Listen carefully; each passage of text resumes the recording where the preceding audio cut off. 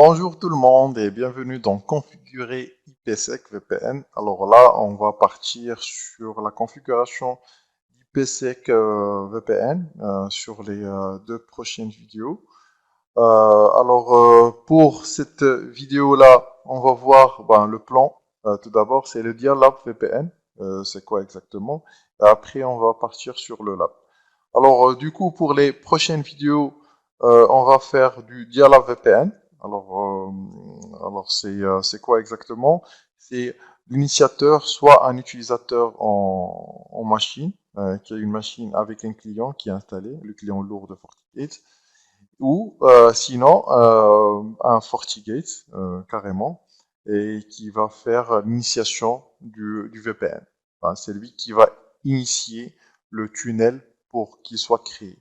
Alors parce que dans le Dialab, il y a toujours un qui fait l'initiation ou qui fait l'initiation du VPN. Alors pour créer la route ainsi que créer le tunnel avant de passer sur la route qui va être créée automatiquement sur l'un des FortiGate. Alors nous, on va faire les deux labs.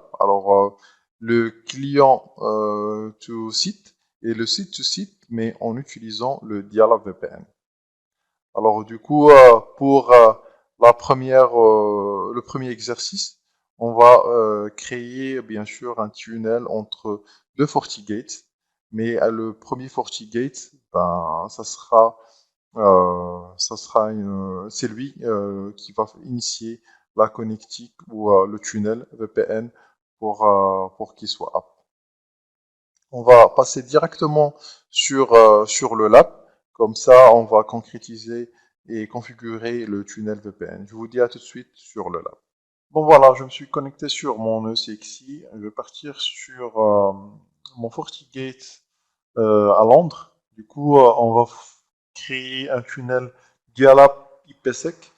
Alors, euh, alors c'est le Dialab serveur IPsec. Bon, l'un, ce sera le serveur et le deuxième, ce sera les clients.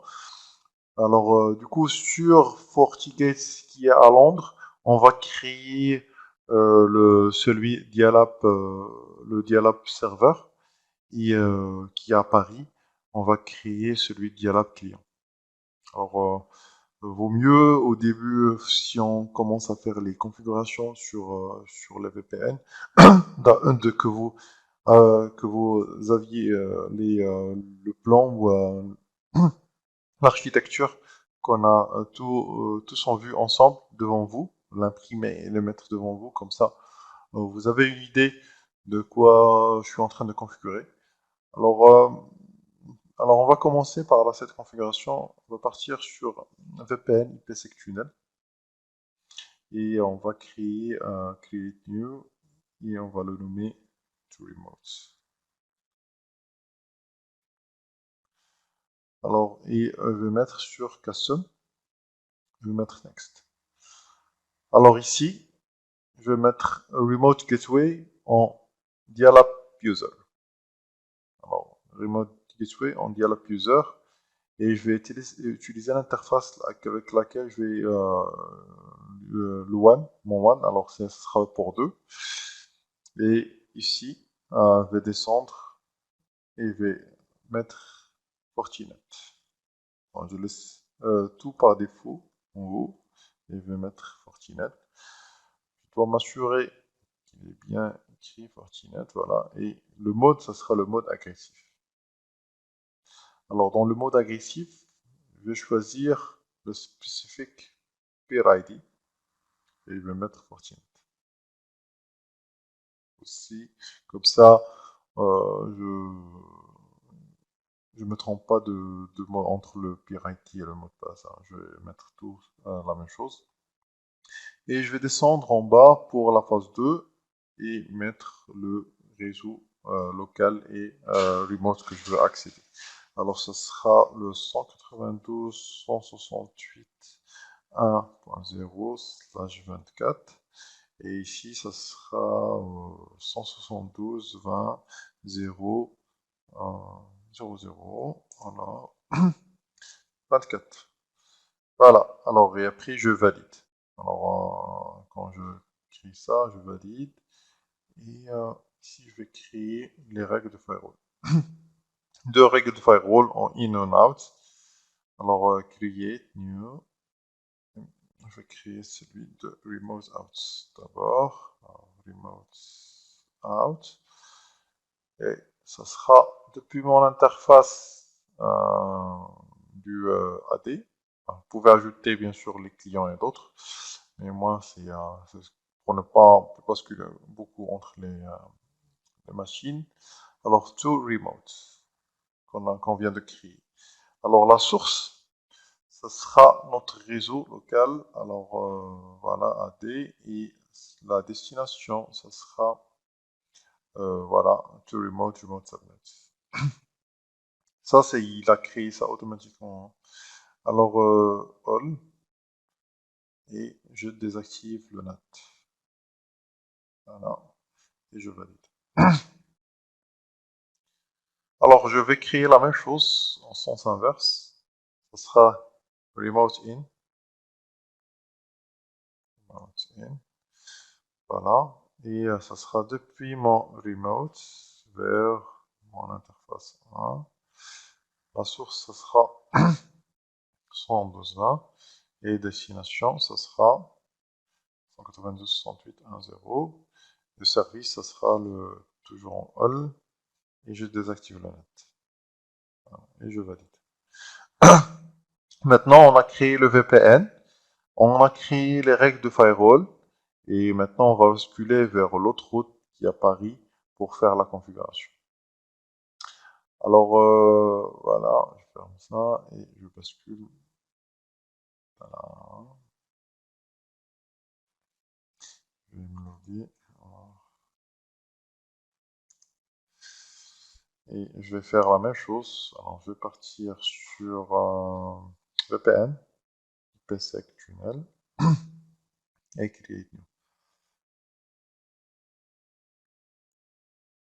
Alors, ça sera tout, local, voilà, et custom toujours, la même chose. Et ici, ça sera différent. Ici, je vais spécifier l'adresse IP de mon WAN qui est à Londres, parce que c'est l'un qui va initier en dial-up, c'est le client qui initie la communication avec le serveur. Alors du coup, je vais mettre son interface, c'est 10.1.1.100 et l'interface WAN, ça sera 2 pour moi. Du coup, je vais mettre la même chose, la même configuration qu'on a fait, Fortinet. Et voilà. Et ça sera agressif aussi. Et je vais choisir Any Security. Par contre, ici, je vais mettre Local ID Fortinet. Voilà. Et je descends en bas pour la phase 2 pour le réseau. Alors, ça sera local, ça sera 112.00/24. Ici, ça sera 192.168.1/0/24. Voilà. Je valide. Voilà, j'ai créé. Alors maintenant, je vais faire la même chose. Je vais créer les règles de firewall. Et avant, je veux créer ma route. Parce que la route, elle est créée sur le client et pas sur le serveur, sur le dial-up. Alors, create new. Et je vais mettre vers 192.168.1.0/24. Alors, je vais choisir l'interface to local, voilà, qu'on a créé du VPN, et je vais laisser la distance par défaut. Voilà. Vous pouvez voir la distance, elle est moins, comme ça il va passer ça au début. S'il ne trouve pas, il va tester ça. Alors, maintenant, on va créer les règles de firewall. Alors, new. Et je vais mettre sur local out. Et je vais utiliser tout local. Alors, depuis mon interne. Et ça sera ici 72-20. Alors, et 192-68, voilà. Et je vais choisir, voilà. Et je désactive le NAP. Je valide. Je crée la même chose ici. Ça sera le local in. Local in cette fois-ci. Et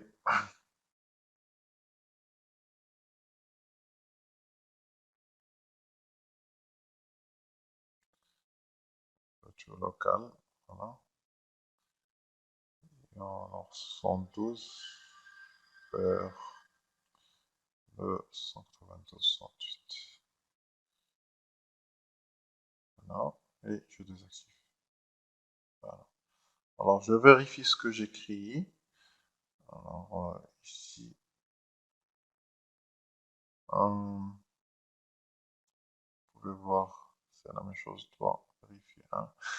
Alors celui-là, local in et local out. Local in, alors local in, je me suis trompé ici, alors je vais modifier.